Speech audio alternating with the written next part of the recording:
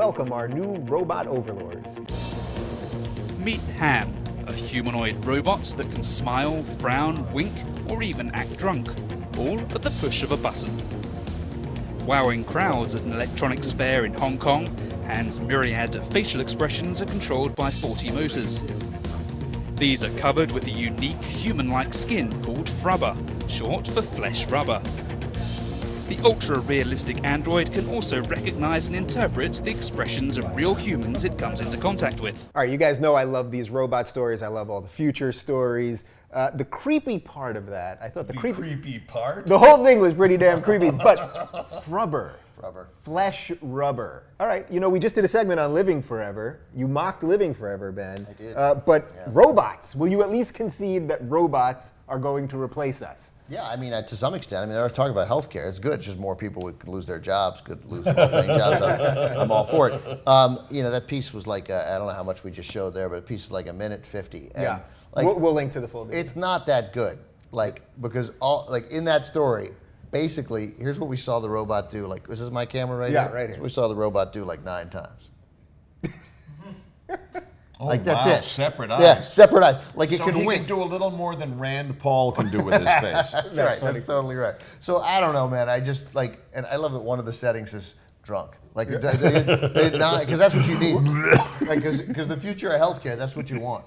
Yeah. Puking robots. Yeah. Yeah, it's great that they made his face look like one of the guys Robert Downey fights with as Sherlock Holmes in an alley somewhere, you know. Like one of Mr. those Holmes. But isn't this how it starts? It starts with us looking at a robot that's just a head on a table, blinking one way, blinking the other way. That and was then, Skynet? You're saying that's Yes, how that that was the hand Yes. that they find? Yeah. Yes. And Isn't build that everything around that? Yes. Well, they keep not getting it to go very far. He got all tangled up and confused like Siri does, and you're trying to find, you know, like a place to eat, and she's just sending you to a gas station. That's still really simple. We're being drawn in by fake facial features. The more popular model is the Japanese hand job robot. It's going to be all hand job robots, It's gonna be all all- female. Well, Japanese we've done hand job stories on robots. sex bots. At the end of that piece, in fact, they're like for healthcare that they want to have. It'll be the robot actually is a more approachable woman. Yeah. No, but I mean, Yeah.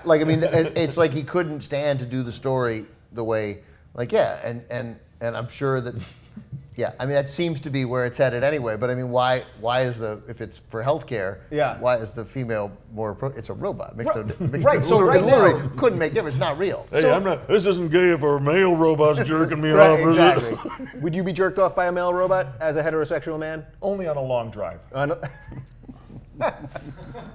Oh, what the hell? Yeah, I mean, We're not in Vegas yet. Isn't all this just how we're disconnecting ourselves from humans? That's really what's going on here. That right now, I just saw another story in Japan this week. They have bank tellers that are robotic. That you're gonna, you know, it's not just going up to an ATM machine and punching it. Of course, we're not getting humans anymore, but it's not just the ATM. That you're really going to talk to one of these things, and that we're losing something that's just very human: the ability to sit with someone and actually talk about something and.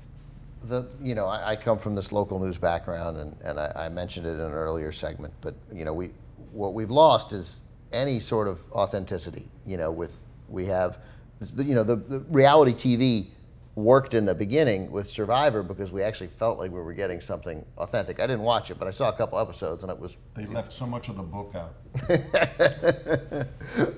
But then, like local news and the real news and everything that we are sort of seeing now is fake. The outrage is fake. We're mad at everything everything is, and so little things that matter, like again an interaction with a bank teller.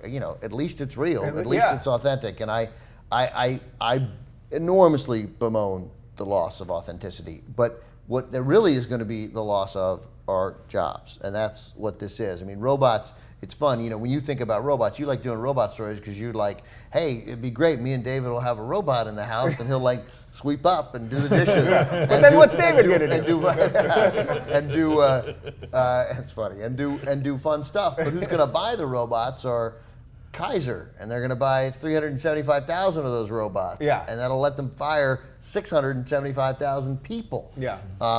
And those people will have to take you know, as again the economy's better and jobs are coming back, but those aren't good jobs that are coming back, and those people will take lousier jobs, and the disparity between the rich and the poor That's will when get a they little have bit to worse. do mining on Mars. Right. So it Okay. Or all, the taxi drivers are robots. Well, right, but you know what? Robots, they'd be excellent Mars miners. Total Recall, also one of my favorites. Anyway, what was the point of the story? What's your favorite movie? No, robots. Are they coming to kill us? Let us know in the comments right down below.